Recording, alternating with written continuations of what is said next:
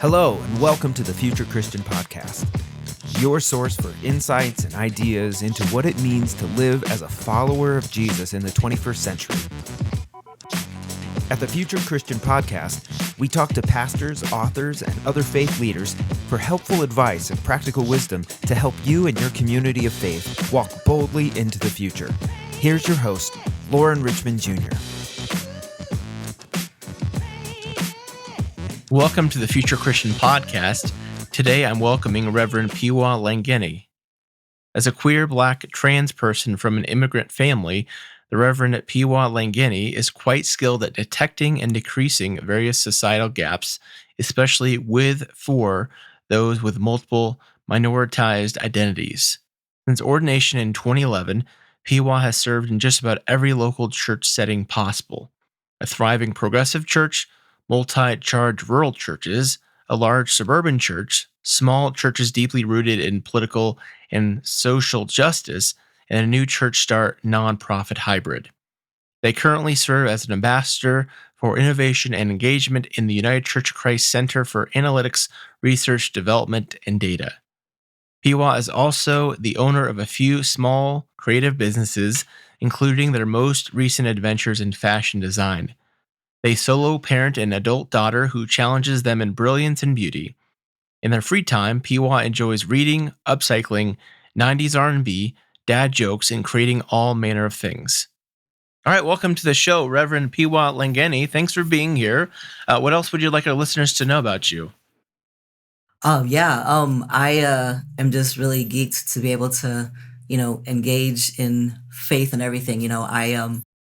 I was ruined a little bit by seminary because everything I do, everything I see in the world there are theological roots to it, So any chance I get to, be able to geek out theologically, feels like an awesomeness for me. So theological everything. And so I love good challenges. Someone's like, hey, what about this? I will find a way to make sure that we can find the theology from that as well. Love it. Love geeking out on theology for sure on this show. So I'm excited. Awesome. Let's see. Talk to us about your faith story, if you can share kind of how you got introduced to the faith, what it looks like today, anything in between you want to share, that kind of thing. Yeah. It's been quite a journey. So, my family is, I was born and raised in the Seventh-day Adventist tradition. And my family is from South Africa. So it was kind of like one of the mission places, of Seventh-day Adventism. So the way it showed up in my family and like in the communities around us, were pretty particular, but having been born there, and then my family moved to the US when I was a baby. And everywhere we went, right, there was like a school community, but also a Seventh-day Adventist community. So a lot of like the Christianity that had like the Seventh-day Adventism, the way that it was like presented to me at least, had elements of, having had to escape a racist South Africa with apartheid, and then being in the US as like, immigrants whose first language is not English, just all the ways, right, that we kind of encountered what a good Christian is. We were often on the receiving end of, nice church people's Christmas gifts because, it was, my parents and my, the 5 kids, family of 7 as immigrants in the US, as you would imagine, had like, a lot of need, we've seen food pantries almost always at churches, so like, that's been like a key part of the I guess like my experience with like, just church mission as a receiving end, and all the ways in which, there was like embarrassment and, just the hoops we had to jump through to get, essential aid, that I realize now is kind of shaped, how I am as a clergy person today. But as a kid though too, so like, being a Seventh-day Adventist also means, that, we observe the Sabbath from like Friday sunset to Saturday sunset. That means pretty much, there were no football games, no parties, there was a lot of like restrictions growing up. And so it felt kind of legalistic and oppressive to me as a kid because I wanted to do kid stuff. And there were many places where we could, or even like, pepperoni pizza almost everywhere you went. Like that's the standard topping, right? Couldn't engage in that either. So it was a whole bunch of that, and I had questions and they weren't necessarily always welcomed, again, like just the iteration, the kinds that was presented to me. I don't want to speak for the whole denomination, obviously. But So for me, like, the kind of like the last straw of like my being able to be there is realizing I was queer, and there just was not space for me as a queer person in the church, so I left intending to never come back to the church. And I've been like starting to tell folk, the moment when I realized explicitly that I am not a Seventh-day Adventist, I'd ordered a pepperoni pizza, and I swear it took like over an hour to get there. Like I was anxious the whole time, just kind of pacing, like, I'm going to do it. And I opened the pizza box, and I remember I was sitting on my mattress, which was on the floor. I was like a young 20-something. And I took a bite of the pizza, and I just started bawling. Like it was just, so Seventh-day Adventism, right? It's not just a belief, it's like an identity. And so my leaving the SDA church, I have language for it now looking back, right? But there was like a piece of me that I was leaving behind in that bite of pepperoni pizza. I'm pretty sure I didn't finish that pizza, it's probably too late to ask for a refund. But like just the identity that led with, then a belief system was second. So to question my beliefs was to question my identity, and was like, in some ways, to like, how dare you like not have pride in who you are if this is who you are, but I'm also queer, and these two things were not matching, So yeah, so again, like it's taken like years in seminary and years since seminary to like really still kind of unpack just what that turmoil was, So I feel like I'm certainly now in a place where I'm not just rejecting Seventh-day Adventism as a whole, or like being able to like talk badly about it just because like it was a lot, and just like it was always about, obeying, elders and adults and parents, and again, like from an African tradition, it's like anybody who was older than me, and like just very close to that too is like, because if you don't, it's this one way ticket to hell, and you might not make it back, and just that constant fear of like, what if I get caught, and not, hey, maybe this isn't the right thing to do, so that's certainly, those kinds of like those fears of like, I can't do this because I'll get caught. Even transform my parenting, how I parent my daughter was very much about, I probably overshared with her and like leaned into like their consequences. You could choose to do this, and then this consequence is going to come. If you choose to do this, if you choose to lie, here's the consequence. If you, choose to whatever that may be, right?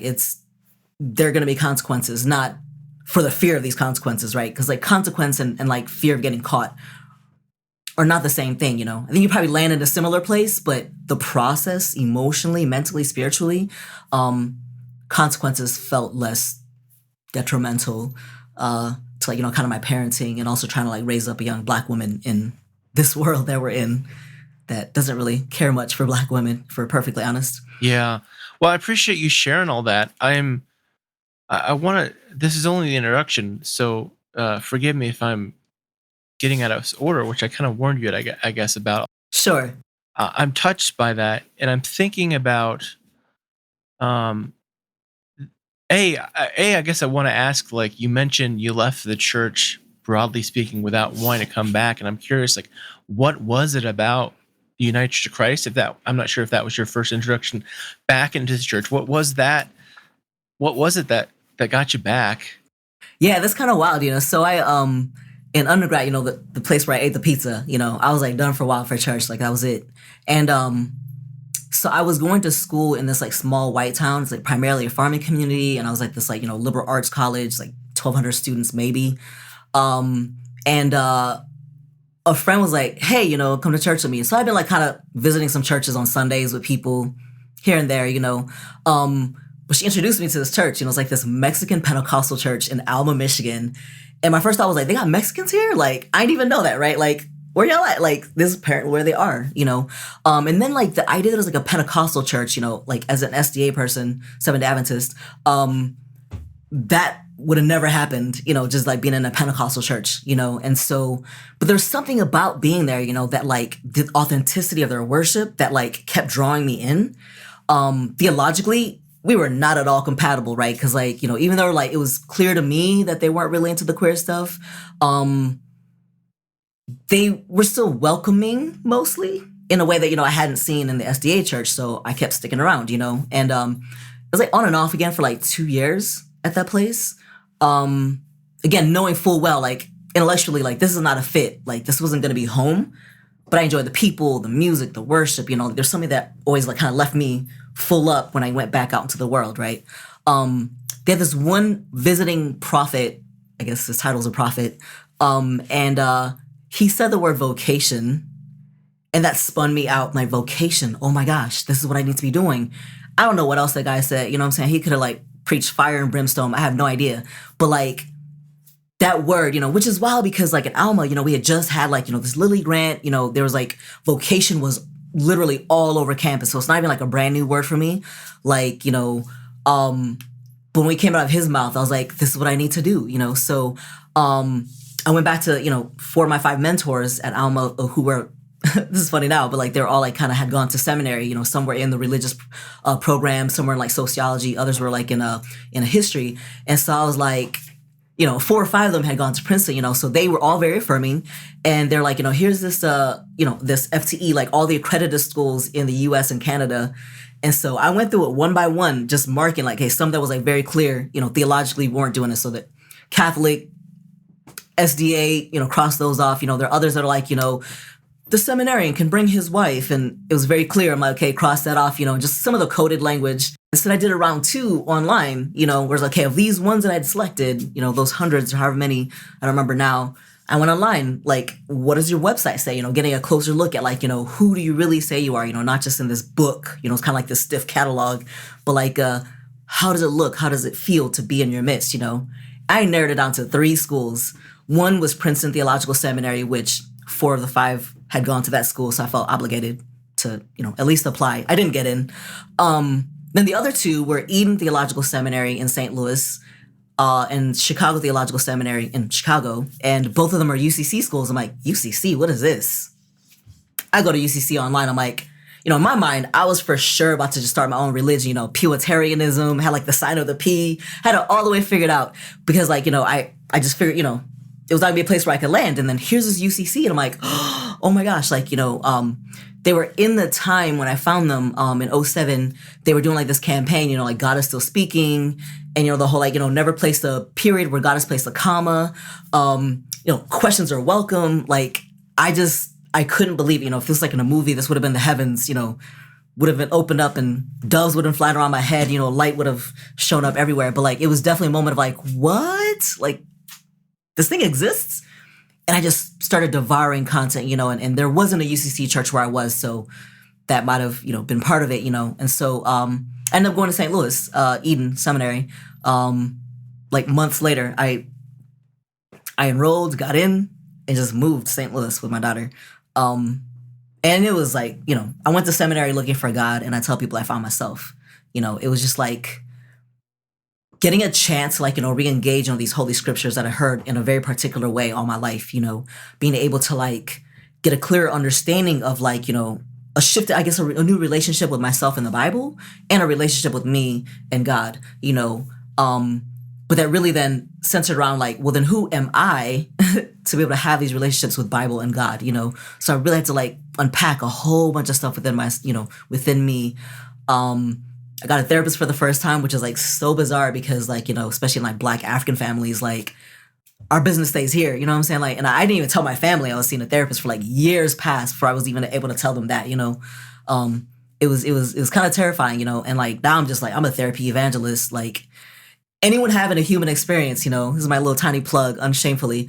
If you're having a human experience, I absolutely encourage you to go see a therapist, you know what I'm saying? Like, and just like build that into your budget as much as possible. No, it's a privilege to be able to do so, but like, not just when things are going wrong, you know what I'm saying? Like it's why I'm able to be, as an effective and I think a compassionate person and a clergy person and a parent and, a friend, all these things, is that I have like kind of built into my budget, like a solid, like someone who can like, help me be clear about me, on an ongoing basis, because it's very easy to lose yourself. I want to touch on something you said there about finding yourself in seminary. You said earlier something about how identity and beliefs can become enmeshed. Yeah, I think that's interesting because I, at least from an outsider perspective, in the last few years, I feel like I see that in many of the folks deconstructing, at least. And I'm curious, like, what do you think? What are your thoughts there, having gone through it, and what advice, I don't know, might you have? Yeah, that's actually a great question. One that's funny. It literally came out of my mouth, but I've never put those together side by side. So thank you for that. Sure. mind, it's like a mental Rubik's Cube. But yeah, truly, so it's like, yeah, I'm also a word nerd. Like, they're delicious. I love the way that they taste in my mouth, right? These words. And so I'm very mindful of like how we use language, like both in its limits, but also in the creativity with it, right? So I've been paying attention a lot more where it's like, even in the way that we speak, someone will say, I am a Christian, not my beliefs are Christian, right? So like you've already woven in, your belief systems, we've created them as identities, and so, even someone, politically, I am whatever your political alignment is, instead of my political beliefs are, and I think it probably started as a shortcut, just because like, it's like having a contraction, right? It's like a shortcut for how we speak. But I do believe, right, you say something enough times, long enough, you begin to believe it. And then all of a sudden, when I say something about your political belief or your religious belief, it's a personal attack, Yeah. Yeah. So I think there's definitely value in, even, if you use that shortcut language, just be clear about who you are, that you are not your belief systems. You know what I'm saying? You're not your gender, you're not your whatever, fill in the blank identity, right? But like, it's all of those things together that kind of shape who you are in this moment. And all those things aren't going to stay the same till forever. And I'm glad that they don't, because like the identities and the beliefs that I had when I was 5, it would be a problem, at, in my 40s or 50s or whatever, to still have those same beliefs, if again, I have the capacity to learn and grow. To not do so, I genuinely believe is an affront to God and creation. How dare you not live to your fullest capacity? So again, my capacity may not match yours, but whatever it is that our own capacities are, to be able to learn and grow and be fully, it is an affront to creation, So for some folk, who are like, country first or politics first or, religion first, it's personhood first, what I'm saying? Like, and I know it's a very dangerous thing to say in this culture where, we like to, it's very like me first and then I'll think about you maybe, and only if it's in the particular way that I want you to be thought of. Yeah. But, if we move like more to like a healthier place of, you can be a full human in your fullest humanity and I can be as well. And there are places where that'll overlap well and other places where they'll, it's like two poles of a magnet. They're just not going to be consistent, right? But like in your full humanity, as long as my full humanity does not impose on or do violence against yours, we're good, I don't have to believe everything that you believe, and the idea that anyone would, like I see this mostly like in politics and even, congregations where it's like, oh, here's what we believe. Like a room full of 10 people, there are going to be at least 30 beliefs in that room, And so we finally, again, shortcut words and language to say that we can like corporately believe, like the word faith, what does that mean? What does grace mean? What does sin mean? That means a lot of things to a lot of people, even within one community, right? A smaller community, whether it's a family or a church or whatever, denomination. So we find shortcuts, right, to like say what we are hoping to try to gather on some commonalities and, ways in which we can learn and grow with each other. Even identical twins will not have the exact same beliefs and understandings, but I think the way that we do it nowadays is like very, well, if you don't believe this, you can't be in. Yeah. Yeah. Like, but what does that even mean, really? We have all these like fancy shortcut snippet words and whatnot, and it means a lot of things to a lot of people. Yeah. I really like what you said earlier there. It's if I heard it right, an affront to creation, not to grow. Yeah. It really speaks, I think, to that, the creator God. Absolutely. Well, I suppose I should get back on track here. I want to just keep going with this line. But I'm curious, maybe let me ask it in this way. I was going to ask about spiritual practices. Do you see therapy as a spiritual practice for yourself? Yeah. So actually, theologically, so, at the very beginning, right, we hear like, God creates, God is a creator. And so we also read, right, that, we are made in God's image. So if God is a creator, perhaps with a big C, that means all of us are creators with a small c, right? Not to make ourselves of gods, right? But right. If God is a creating God, then we are a creating people. And so for me, creativity is at the core of all of my spiritual practices, So whether that's like creating, with my words and language, I'm saying, like my writing, writing devotions or sermons or just journaling, right? All of that to me is like spiritual practice, as a creator like God creator, right? Sometimes that's also meant, creating space for LGBTQ folk in a city where there wasn't. That's what I did in Lansing, Michigan, founding the Sala Center. If that's, creating new possible ways forward, when a faith community is kind of stuck, like, okay, here's what we've been doing for so long and we don't know what to do next, that to me, like that creation, right? This creative energy, preferences, right? Like just the being able to, again, at least for me, this creativity is about being whole. And so if we have systems where all people can't be whole, we've got to create new ways forward, so that sometimes that's creating a disturbance in the status quo. I'm here for that, So really the core, I would say, theologically for me, like creativity is, essential. And in recent years, I used to be like, creativity, as an act of resistance. But I'm like, no, creativity for the sake of creativity. Like that to me kind of speaks to some of that Sabbath, like that I'm no longer discarding from the SDA church, but this idea of you get to create, you get to have pleasure, you get to have joy, you get to just be in your creative energy, like be this image of God, right? In this creative space and whatever, creativity that is, it's not limited to like, well, I'm not an artist. Well, you don't have to be, right? To create, in the many ways that God creates. That to me is like the core of like my practices, so therapy, I'm creating a space for me to just untangle the human experiences I've had all week with someone who is, holding a container for me to do so safely, without having to worry about, oh, I didn't say that the way I wanted to, and I don't want to accidentally hurt somebody. I could be as petty as I want to be in therapy, right? Because I know this person's not going to hold me to it till forever. Amen. So really, truly, I would say creativity is like the core, like everything I'm about, when I'm creating, to me, I feel most connected to, to God as creator. Yeah. It's interesting. I had another guest, I think, speak about creation being a core element of who we are as made in God's image. And I think I've noticed over the last year how much I really appreciate being able to do creative things, even though I wouldn't necessarily consider myself an artist per se. Right. I really enjoy it. Well, we're already 20 minutes in here and having such a great conversation. I want to save some time here for what else I think is going to be a great conversation. Yeah. And I'll use the phrase the E word. It's this E word that Phiwa and I both primarily find ourselves, at least for me, I'm assuming, in mainline Protestant contexts where the word evangelism can be a big, scary word. And sometimes for good reason. I hope to talk about that here. But first, I guess maybe introduce kind of what you do now within the United Church of Christ around evangelism and trying to create space.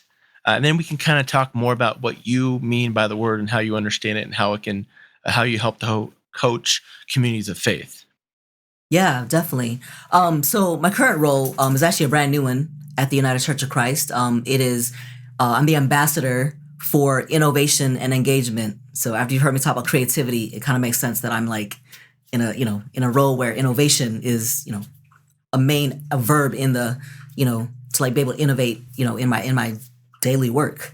And then there's this thing about engagement, right? Where it's like, really trying to, how do we engage with churches, primarily those, who we don't often hear from, like, on the, conference or regional level or even at the national level. Kind of, at least for me, the focus of, like rural churches or small churches or churches of color, or even like new church starts, like these are, they tend to all kind of be smaller, and are niche usually, so it's like, kind of started in the last, within 10, even 5, 10, 20 years. So for me, I think that's like a really key place, right? Where it's like, especially for churches that are starting now, kind of joining a denomination that's been around, at least since the 50s as United Church of Christ and way longer before that, with the 4 denominations that merged. How do we hold, saying like these communities that are shaped around things that were not even issues back then, right? And so I love that, what I'm saying? I live in the liminal spaces, everything about who I am, it's like, how do we, kind of creating bridges between, tradition and, contemporary life, how do we create possibility, right? In a way that doesn't just discard everywhere we've been, because I think that does violence. to our stories, to our tradition, to our beliefs. Excuse me. But that also doesn't stay reminiscing about what we used to be, who we used to be, how we used to function or operate, right? So I feel like a lot of my work, again, regardless of what flavor of church I'm engaging, that we really are honest, right, about, coming down to, who are we at our core? Like, why are we here? Simon Sinek, the whole start with why. It's almost always any talk that I give, I encourage people to watch that first before we engage, because it's like, if you don't even really know why you're here, in church language, what's your mission, right? What are you doing, and that's fine. Just be honest about it, right? I think, kind of doing that work, at least in my, optimistic, hopeful self, it'll help churches not, unintentionally do the whole bait and switch, yeah, all are welcome. And you get there and then there's like these microaggressions and like, this actually is not very welcoming, and that unfortunately happens more often than not in my experiences, So really try to help people get honest about who they are.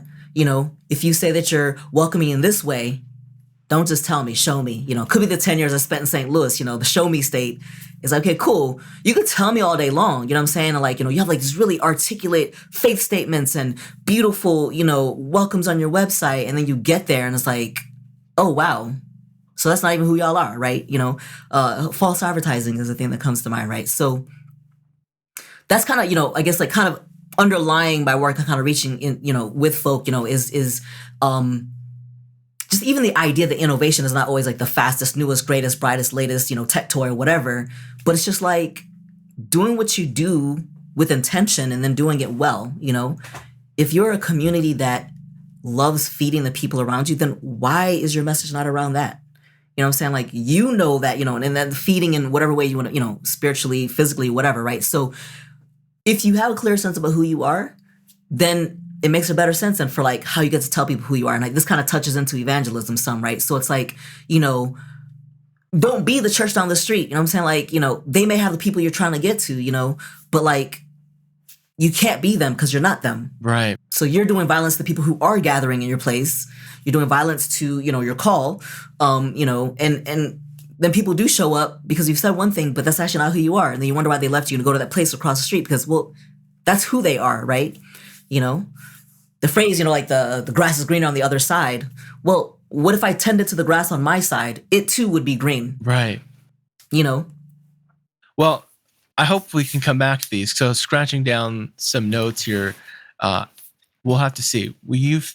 I feel like we've been talking so long off topic, and there's so much good stuff that we don't even have time to cover. But you said I'll hold on to it. It's been a great conversation. I'm hoping we can get back to it. But talk a little bit more about what you mean by evangelism. Yeah, so it is an E word, It's one of those like ugly words that I would, a lot of like, maybe progressive, more kind of like liberal leaning churches kind of resist it because of how evangelism has kind of been like, co-opted by kind of like this kind of like rigid, if not this, then go to hell directly, don't pass go or collect 200 type of a stance, right? I would almost even liken it, to like the word queer in queer spaces, right? Where it's like, queer at its most base definition, right, is like that which is not like the others, and like for the longest time, there's some people even today, right, who cannot embrace queer because of the harm and the violence that was done against them because of it, or those around them who they care about. In the same way, evangelism, right? There will be some people who can never and will never embrace it because of the harm that's been done. And I will respect that, right? At the same time, there's something very much about empowering, about claiming a word that, just because some folk have like kind of like weaponized it, Yeah. I think sometimes by not claiming it, it actually like lets us off the hook for doing what it is inviting us to do, We're so afraid sometimes of like making a stance of like, here's what we do believe, like on the one hand, we're like, oh, we know what we don't believe, or we're not like that. We're not like that. Okay, but what are you like? What are you inviting me into? I know, okay, it's not going to be no hate from the pulpit around, these whatever. I know that it won't be about, whatever kind of violence is right that we're escaping, but what will it be about, And again, so one thing that we like to like, love wins all. Okay, what does that even mean? Like, what does that mean to me? As a person trying to engage in community, right? And so I think we would do well to like find ways to reclaim, even if it's not that word, how do we reclaim its essence in a very, kind of strategic and honest and authentic way? I really genuinely believe that that's what's going to help move us into whatever Church Next is going to be, is, again, starting with why. Why are you doing this, right? In the business world, marketing to do in a church context, right, is not about profit over people. How do we then take some of the, I guess the tools that are used in marketing, but then to apply it to our, values and essence, so that it's not, like kind of ends up being kind of bait and switch, or like kind of rigid, like, okay, this is actually false advertising, and that's not even allowed in the marketing world. It still happens, but you know what I mean? Yeah. Well, shameless plug, Phiwa. I think this will release, or it hasn't released yet. No, I can't talk this morning. No worries. It's a season before your season. In season 8, I have an interview with J.J. Peterson, who talks about marketing for nonprofits and churches, which I'd highly recommend for folks. It'll be out by the time this interview is out. That's what I'm trying to say. Excellent. I'm going to check it out. Yeah, thanks. So you mentioned earlier in your interview, in this conversation, talking about how you're growing up in your experience with church and like food pantries and stuff like that, like hoops to jump through. And I want to ask you about the evangelism and kind of the definitely problem history of like colonialism and missions kind of being all kind of tied up together. And that's what I think about when you talk about hoops to jump through. It was like, hey, we want to share the gospel, but it's like, oh, you also have to like accept Western, right, that kind of thing. Like it's abandon your culture, accept Western ideology, and then you can become a Christian. Right. And for good reason, there's a lot of pushback now against, I think, evangelism because of that legacy, right? Right. Proselytizing, I think is the fancier word for, it's often like coded as evangelism, but it's not evangelism, Yes, this word for me, right? The language, like words, like even just like tracking back, like the etymology, like what does this actually mean? Helps me like be able to, okay, cool. Then here's the essence of the word. How do I get to that? If I can't get to that word itself, how do I get to the essence of what it is that we're supposed to be like, that we can be doing to, live out the different calls we have, communally and individually. I think that's a helpful distinction there. I'm writing, I got full of notes here. I want to hear some good examples, maybe. I was intrigued by what you said about kind of the show me, don't tell me. Mm-hmm. At least as I heard it, because I think that can often be a thing of mainline churches. We're like, hey, we got our rainbow flag up and we got our affirming statement. And if I'm hearing you right, you're like, don't tell me, show me. Right. So what are some examples you could maybe think back of or give ideas for? Yeah. So, if your church that says, we love kids, bring them in, blah, blah, blah, right? So a family shows up with their kids and the kids are like, making noise in the back, they're getting fussy. And every 10 seconds, you got people swiveling in their pews to look back at you like, do you mind? Yeah. You don't love kids. You know what I'm saying? Like, or there's no actual space for people to be, right in there with their kids. If you say that you're welcoming of all folk and someone who uses a wheelchair shows up and they can't even get into your sanctuary, maybe you're not welcoming to all folk. You know what I'm saying? So, these are like maybe subtle things that we kind of overlook. So it's like, what are your barriers? Who are the people you want to invite? Yeah. Go look in your space. Are all the pictures on your wall of white people? Yeah. Are they all men? Yeah. Are the images of families all cis heterosexual, right? Like nuclear family? Mm-hmm. Are all the books in your library, right? Is it all just like, old dead white men? You know what I'm saying? So it's like, what is the liturgy in your bulletin every Sunday morning? Yeah. Is it always the same people, the same flavor, Those are the things, that I think, like today churches can literally, start doing like an internal audit. Who are the people we're hoping to welcome? And now pretend like you're one of those people and without pretending like no blackface, basically. But and then just look through your space. How would someone that you're trying to welcome see it? Is it actually welcoming, right? So it's like more than just, we have a rainbow flag. Yes, absolutely. If you're welcoming to LGBTQ folk, make it very clear, because not everybody says so, right? And also in your clarity, are the people in your congregation actually prepared to engage with people who are LGBTQ? Yeah. And you're not asking me, who's the boy one? Who's the girl one? Ma'am? Like, that's not welcoming, you know?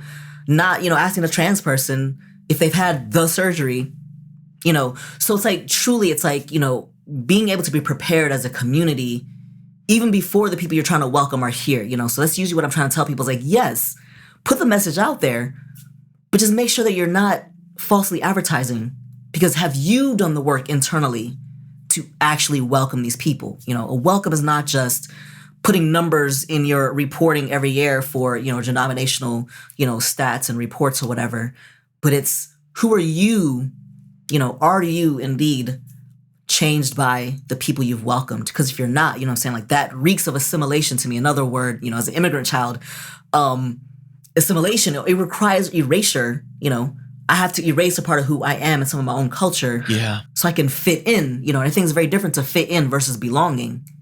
Yeah. How do you help people belong without having to fit in? Because to fit in, again, you're having to just shave stuff off to be able to fit one shape of your community, That's a really intriguing question there. Belonging without having to fit in, kind of squeezing into Absolutely. what, round hole, square peg, round hole kind of thing. Yeah. There's something else I want to ask you, but I've already forgotten, and there's still good questions No I worries. want to hear your perspectives on. So when I think about, and I kind of heard this from another conversation I was fortunate to be a part of with you, kind of about storytelling as a key part of evangelism. Maybe talk just a little, unpack that a little bit, and then I also want to hear like how you think we might need to reshape our worship experiences to better include storytelling in the future. Absolutely. Absolutely. As Christians, Christ followers, Jesus was always using story. Parables, right? Like, stories are so powerful because they're the things that become memorable, right? So, I can't tell you what verse or scripture or whatever things have been found, but I can tell you, here's a story and it stuck with me, right? Because, again, a parable, the brilliance of it, it's short, it's memorable, and it almost always has like a twist ending, that I think, in a modern context, we sometimes lose, the kind of gut-wrenching twist at the end of the story. We're like, wait, what? You expect the story to go a certain way, and then all of a sudden it takes a turn, and that stays with you, right? It like teases you into like new action and new, being, right? So that's the power of story, However, it can be done in a very exploitative way, Yeah. Think the missionaries going to like poor Africa and the little kids with distended bellies and flies flying everywhere. When I moved back to South Africa as a 10-year-old, I was surprised at how many flies there weren't. Huh. I found out in the last few years, and I haven't like fact checked it because I can't stomach myself to do it. Someone had told me some of these people, white missionary types, would literally put honey on these kids' heads so that flies could fly around their heads.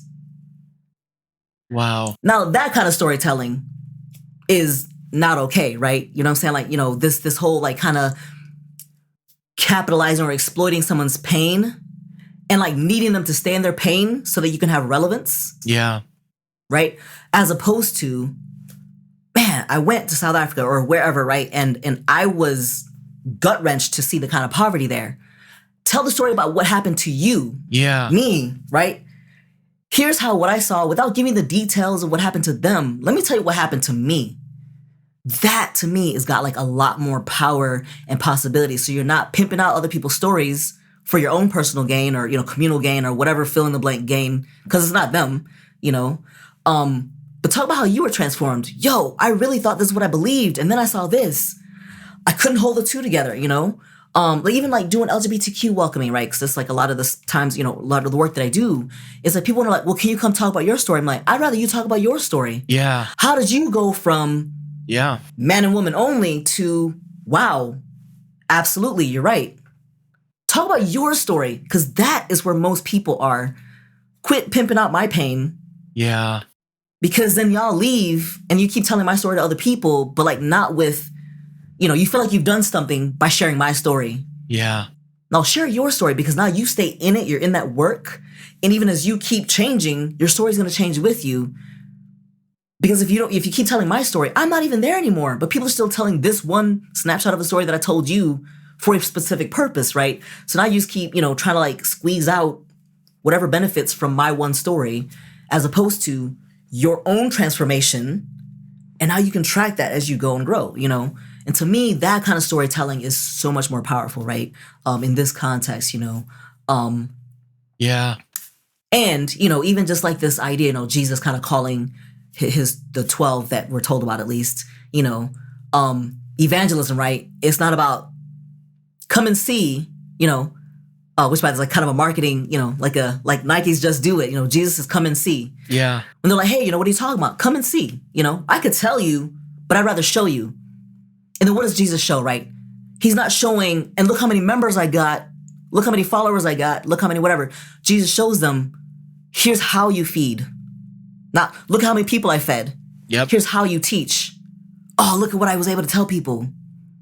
Here's how you heal, right? And I think that is why I keep asking our churches, why are you here? One question I love, using that, now at least I'm in a context where I can share it without feeling like I might get run out, is if your community just disappeared magically today. Yeah. Yeah. How would anyone in the city, town, wherever you are, how would they be affected? Yep. Yep. And the uncomfortable reality is for a lot of us, they wouldn't be. Right. They might not even notice, right? And so then the question is, then how do we get reconnected, with people in our communities? And the second question to that is, there's some people who are now in the community, right, doing some stuff, but are you expecting something back? Because I've also heard like, oh, but we were doing this for 3 months and no one has showed up on Sunday. Yeah. Then you're not in it for the right reason. You know what I'm saying? If your purpose is more butts and pews, bro, guess what? Then you're not, and that's probably why, But if you're in it because it's the right thing to do, it doesn't matter whether or not someone shows up in your pews. You know what I'm saying? The reward is I'm in alignment with my assignment from God.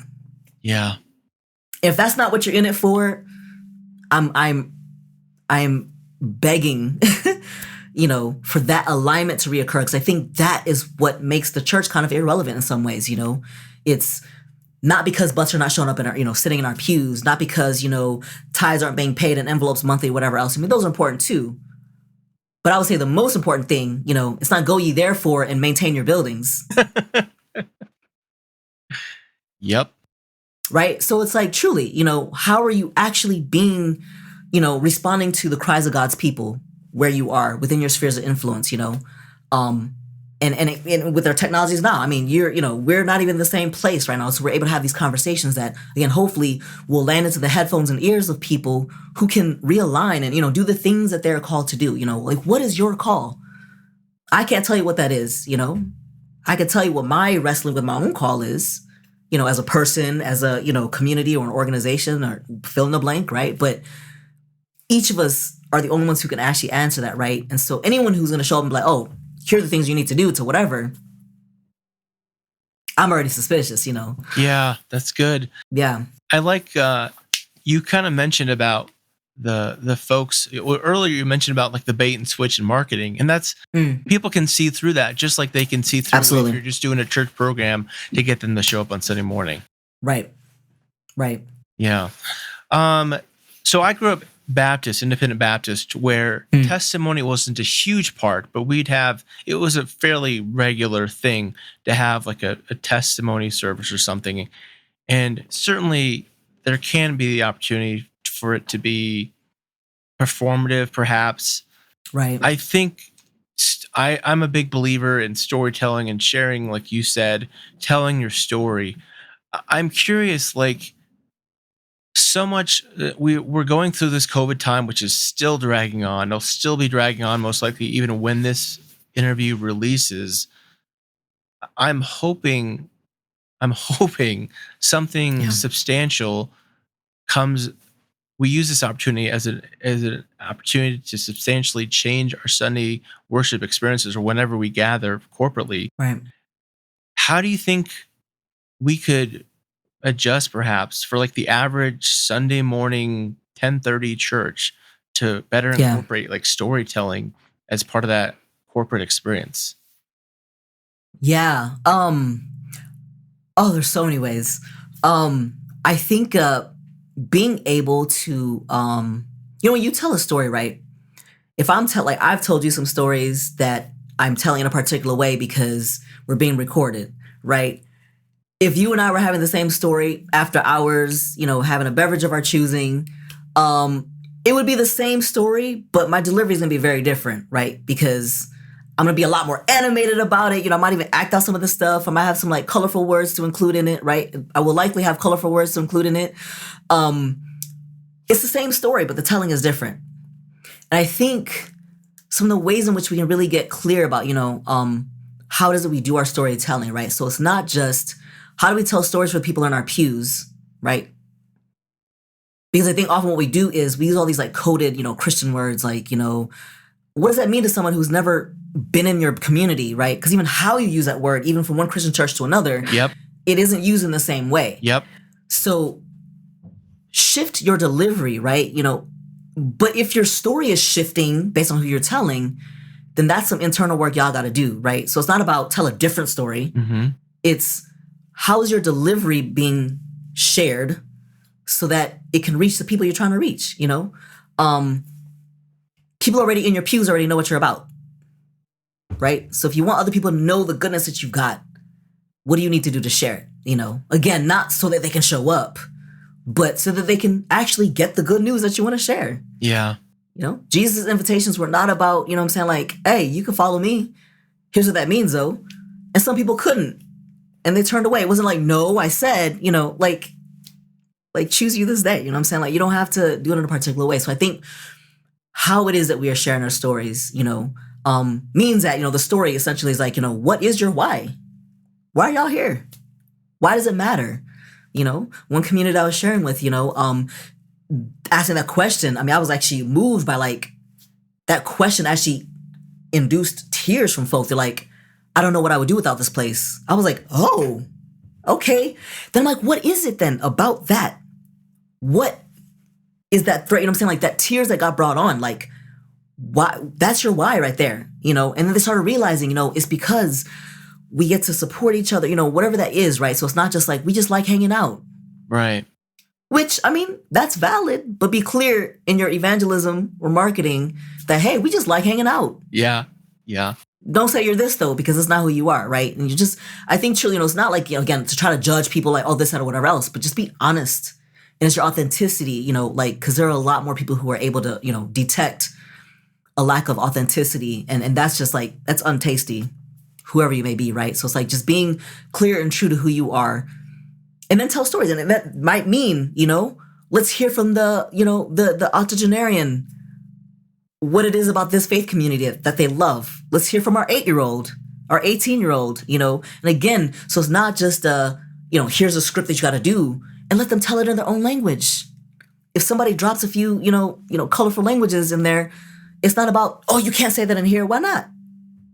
You think God doesn't hear that and isn't also still in them and caring enough? Like, so it's like, what are those things that are becoming barriers for us to be able to encounter one another, And so like, kind of like this, a pious approach to church and theology and etc., right, is a huge turnoff to people because life is way messier than that. Life is, messier than your pristine windows and freshly carpeted sanctuaries. So you can't bring in the coffee in here. Like, life is messier than that, And to me, that says you value your space more than you value the messiness that I bring into here, seeking wholeness. Yeah. So I'm so messy, I don't feel like I can come into your space because it's a bit too sterile. Yeah.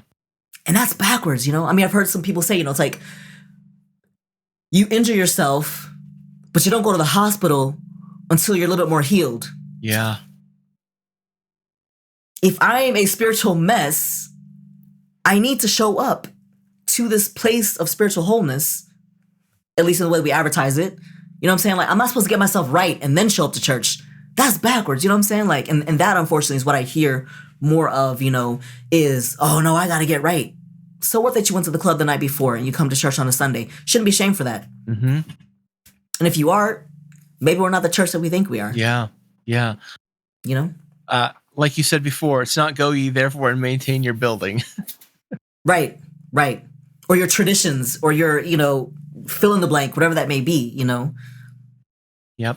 Well, this is a great conversation, and I feel like we could go on forever, but let's take a break, and we'll come back Sure. with some closing questions.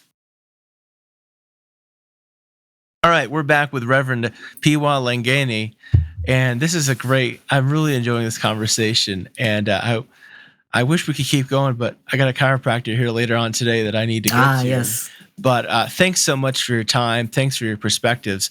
You can take these closing questions as seriously or not as you'd like to. But if you're Pope for a day, what does that look like? What do you want to do? That kind of thing.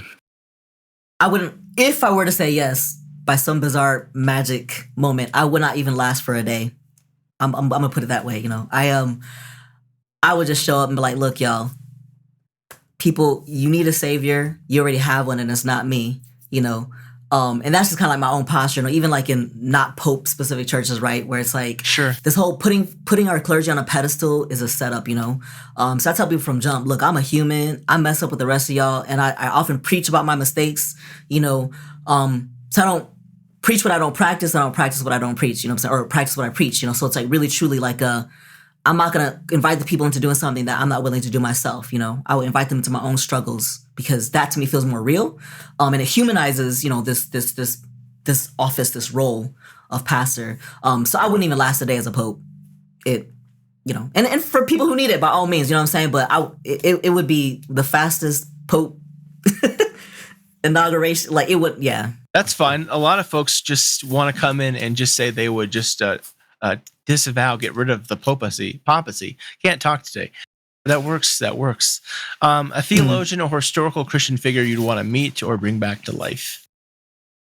Yo, real talk. I would bring Jesus back just so I could tattle. I want to snitch. I'm like, Jesus, look at your people. Like, but no, maybe more seriously, like I struggle with this question.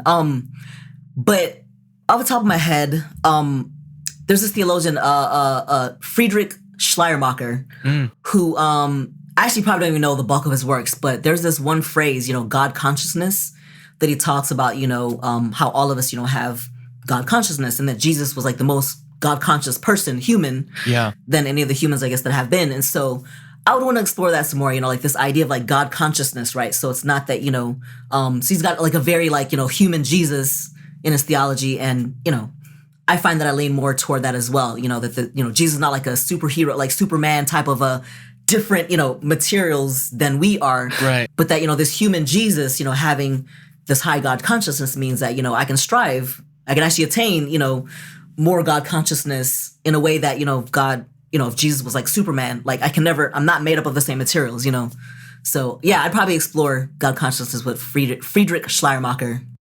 Yeah, that brings back some good memories for me from seminary. Right. Yeah, exactly. That's actually, the 1 week that we study his work it really stuck with me. Yeah. What do you think history will remember from our current time and place? Ooh. I feel like this moment, one hopeful thing is that, all these structures that are being disrupted and dismantled, while I know for some it feels personal, because like the isms have been woven into who they are in a way that to dismantle them feels like they're being dismantled. But I feel as though just like the courageous, the risk taking, speaking out against power. Some of it facilitated by technology. Like Twitter, for example. We've never had this kind of access before ever in our history. To be able to like speak truth to power. It's really kind of like sparking a different way forward, I think probably, related to, just my posture in general, but even like this whole thing about a pope, right, is moving us to a more like kind of horizontal society. Yep. And less kind of like, vertical, like power over, that's a very kind of like white supremacy, colonialized type of thinking. Yep. But rather like a, more like feminine energy, you know what I'm saying? Like truly, I can't be free until you're free type of a posture. I feel like I'm seeing elements of that starting to be brought in a very tangible and noticeable way now. So that feels like, I feel like right now we're living this historical moment where things are switching from what was to what will be. Good. Yeah. I hope so anyway. What else do you hope for the future of Christianity? My hope is that we will be open enough to whatever is going to be next. And that may be not denominations. It may be not our church buildings. It may be any number of stuff, right? But that whatever is going to be next, you know what I'm saying? Like that we can stay true to Jesus's mission and not the missions of our individual denominations, organizations, and et cetera. You know, I'm super loyal to the UCC, but I'm a lot more loyal to the work to which God has called me, you know? So for right now, you know what I'm saying? Like, this is the place where I can live out that call. But there may come a time, you know what I'm saying? Like, if the UCC is like, no, we got to be UCC, that might be my, you know, that's the only exit I'm really kind of seeing for myself is like, the work is here. It's not here, you know? Again, it's not like, you know, picking on the UCC, just any, you know, organization, right? You know, church, people, group, whatever. My hope is that we can just be open to wherever the Spirit may send us, you know, because that kind of structure and organization was relevant and meaningful in the times that they were set up. And as you were saying just now, you know, like whatever our world is being kind of like nudged toward, those same structures have to look different, you know. I think those who resist the different look will be the ones that kind of like break and fall away sooner than not. Yeah, no, I hear you because I'm ordained in the Disciples of Christ, kind of our kind of sister denomination, and I say the same thing. Like I'm married, like my call is to the church, like Big C Church. Yes. First and foremost. Yes. And I don't mean to diss on like you denomination, right? But that's who my calling is to. So yeah, I hear you there. Well, where can people find out more about you and connect with you if they'd like to?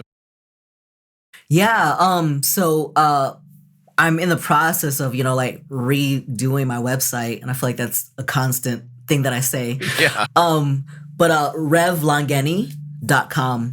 So REVLANGENI.com is where I will be putting all of my content. Are you on the socials? You can find me from there. I am, but I'm not. Fair enough. Yeah, but it's Rev Langeni on the different socials as well, like Instagram, and probably have a Twitter. But yeah, RevLangeni.com is probably like the place that'll, you know, at least for now, will have like the most up to date and like active participation. Yeah, more than Insta and Twitter. Well, thanks so much for this conversation. Really appreciate your time. And I'll leave you with a word of peace. May God's peace be with you. Thank you. Also with you. Thanks for joining us on the Future Christian Podcast. To learn more about Lauren or the podcast, visit future-christian.com. One more thing before you go. Do us a favor and subscribe to the podcast. And if you're feeling especially generous, leave a review. It really helps us get the word out to more people about the podcast. The Future Christian Podcast is a production of Torn Curtain Arts and Resonate Media. Our episodes were mixed by Danny Burton, and the production support is provided by Paul Romig-Levitt. Thanks, and go in peace.